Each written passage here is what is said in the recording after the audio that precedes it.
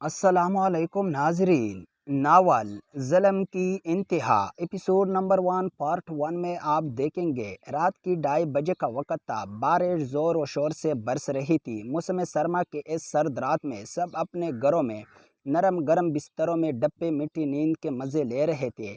اگر شور تھا وہ صرف بارش کا تھا، جو ایسے برس رہی تھی جیسے آپ سب کچھ اپنے ساتھ بہہ کر لے جائے گی۔ ہسپتال کے کوریڈور میں وہ دونوں میاں بیوی بے چینی سے ادھر ادھر چکر کاٹ رہے تھے۔ کافی دیر بعد ایک لیڈی ڈاکٹر ان کے پاس آئی تھی۔ مبارک ہو، آپ کا نواسہ ہوا ہے۔ اس ڈاکٹر نے آنکھوں پہ چشمہ ٹیک کرتے ہوئے مسکرا کر خوشخبری سنائی۔ یہ جانے بغیر کے سامنے موجودہ نفوس کے لیے یہ کوئی خوشخبری نہیں، بگلا ہوا شیشہ تھا جو اس ڈاکٹر نے ان دونوں کے کانوں میں انڈیلا تھا۔ مگر ان دونوں سے زبردستی مسکرانے کی کوشش کی اور ہماری بیٹی وہ کیسی ہے اب؟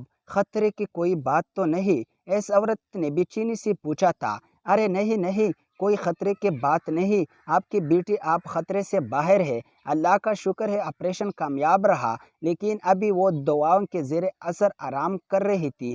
تو بہتر ہے آپ صبح تک انتظار کریں، صبح مل جائے گا اپنی بیٹی سے۔ اس ڈاکٹر نے ویسے ہی مسکراتے ہوئے پیشاورانہ لہجے میں بتایا، جس پہ سامنے کھڑی عورت نے بھی شکر کا سانس لیتے ہوئے سر اسباب میں ہلایا۔ اللہ کا شکر ہے ہماری بیٹی ٹھیک ہے۔ ڈاکٹر کے وہاں سے جاتے ہی اس عورت کی سرکوشی نما آواز سنائی دی، ہاں زندہ ہے تمہاری بیٹی۔ ہماری عزت کا جنازہ نکالنے میں اس نے کوئی کسر نہیں چھوڑی، اتنی سب کچھ کرنے کے باوجود بھی زندہ ہے وہ۔ اس مرد نے غصے کی اونچی آواز میں کہا، صرف میری نہیں، آپ کی بھی بیٹی ہے۔ وہ عورت نے تصحیح کی، ہاں پتہ نہیں میں نے ایسا کون سا گناہ کر دیا زندگی میں جس کی سزا مجھے اس بیٹی کی شکل میں ملی۔ وہ مرد مزید غصے سے بولا تھا، جبکہ اس سے پہلے کہ عورت جواب دیتی وہاں ایک نرس کی آمد ہوئی تھی، جس کے باعث وہ دونوں خاموش ہو گئے تھے۔ یہ ہے آپ کی ہی بھی، ماشاءاللہ بہت پیارا ہے۔ نرس نے مہرون رنگ کے کمبل میں لپٹے بچے کو اس آدمی کی گود میں دیتے ہوئے پیار سے کہا، اور ہاں چل گئی۔ آپ بتاؤ اس بچے کا کیا کرو؟ کس کو پتہ چل گیا کہ میری بیٹی نے کیا گل کھلایا؟ میں نے تو کس کی منہ دکھانے لائق بھی نہیں رہوں گا۔ نرس کے جاتے ہی وہ آدمی شدید غصے سے چپا کر بولا، اچھا بس ٹھیک ہے، اب یہ وقت ان سب باتوں کا نہیں۔ پلان کے مطابق اس بچے کو شہر سے باہر کہاں چھوڑ آئے؟ اس عورت نے جواب دیا، ٹھیک ہے تم یہاں سب سنبھالو اور میں اس گناہ کی پٹلی کو کہاں پھینکنے جا رہا ہوں۔ اس آدمی نے کمبل میں لپیٹ اس معصوم بچے کی طرف دیکھتے ہوئے چپا کر رہا اور کمبل سے بچے کا چہرہ بھی ڈھک دیا۔ اس کے بعد وہ وہاں رکا نہیں، تیز قدموں کے ساتھ بنا پیچھے دیکھے وہ وہاں سے چل گیا۔ رات کی تاریکی ابھی بھی ہر سو پھیلی ہوئی تھی۔ اس خاموشی اور تاریکی رات میں وہ گاڑی پوری رفتار کے ساتھ سڑک پر گشت پلستے جا رہی تھی۔ ڈرائیونگ سیٹ پر وہی آدمی ماتھے پہ بیل لے بیٹھا تھا، جب ساتھ والی سیٹ پر وہی لال گلابی بچہ کمبل میں لپیٹ پر سکون نیند سو رہا تھا۔ گاڑی اب شہر کی حدود سے باہر آ کر ایک بہت ہی سنسان علاقے میں ایک دم رک گئی تھی، اور سفید گاڑی کے دروازہ ایک پل کو کھول کر بندھا ہوا تھا۔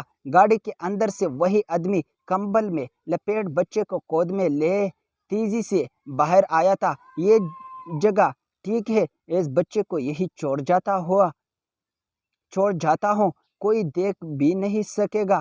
اس آدمی نے خود کلامی کی اور ادھر دیکھتے ہوئے جگہ تلاش کرنے لگا جہاں اس بچے کو پھینک سکے کہ اتنے قریب واقع مسجد سے فجر کی اذان کی آواز بلند ہوئی اللہ سب سے بڑا ہے، اللہ سب سے بڑا ہے۔ آپ سب لوگ اس مسجد میں نماز کے لیے آئیں گے۔ اگر کسی نے مجھے بچے کو یہاں چھوڑتے دیکھ لیا تو مسئلہ بن جائے گا۔ میں گواہی دیتا ہوں کہ اللہ کے سوا کوئی معبود نہیں۔ ہر طرف پہلی سکوت میں صرف مؤذن کی آواز سنائی دے رہی تھی۔ ایک کام کرتا ہوں کہ کسی کے آنے سے پہلے ہی اس کو یہاں چھوڑ کر چلا جاتا ہوں۔ اس آدمی نے خود سے کہتے قدم آگے بڑھ دیا۔ میں گواہی دیتا ہوں کہ محمد صلی اللہ علیہ وسلم اللہ کے رسول ہے۔ میں گواہی دیتا ہوں کہ محمد صلی اللہ علیہ وسلم اللہ کے رسول ہے۔ ابھی وہ چند قدم ہی آگے بڑھتا تھا کہ اس کی نظر کچھ فاصلے پر موجود کچر پر پڑی، اور نماز کی طرف آؤ، نماز کی طرف آؤ، کامیابی کی طرف آؤ، کامیابی کی طرف مؤذن کی صدا برابر آ رہی تھی۔ نماز نیند سے بہتر ہے، نماز نیند سے بہتر ہے۔ اس نے قدم کچرے کی طرف بڑھا دیے۔ اس سے پہلے کہ کوئی آ جائے میں اس کو یہاں چھوڑ جاتا ہوں۔ آدمی نے کچر کی طرف دیکھتے ہوئے خود کلامی کی، جہاں جگہ جگہ کچرے کے ڈھیر موجود تھے اور اس میں سے نکالنے والے بدبو ناقابل برداشت تھی۔ اللہ سب سے بڑا ہے، اللہ سب سے بڑا ہے۔ اللہ کے سوا کوئی عبادت کا لائق نہیں۔ اذان کی آواز آنا بند ہو چکی تھی۔ ایک بار پھر ہر سو موت کا سناٹا پھیل چکا تھا۔ اس سے پہلے کہ وہ آدمی بچے کے لیے کسی جگہ کا انتخاب کرتا، اس کچھ مریدوں کی آوازیں سنائی۔ کمبل میں لپیٹ بچے کو کچر کے ڈھیر پر رکھتے بھاگتا ہوا آیا اور گاڑی میں بیٹھ کر پوری رفتار سے گاڑی وہاں سے بھاگتا چل گیا۔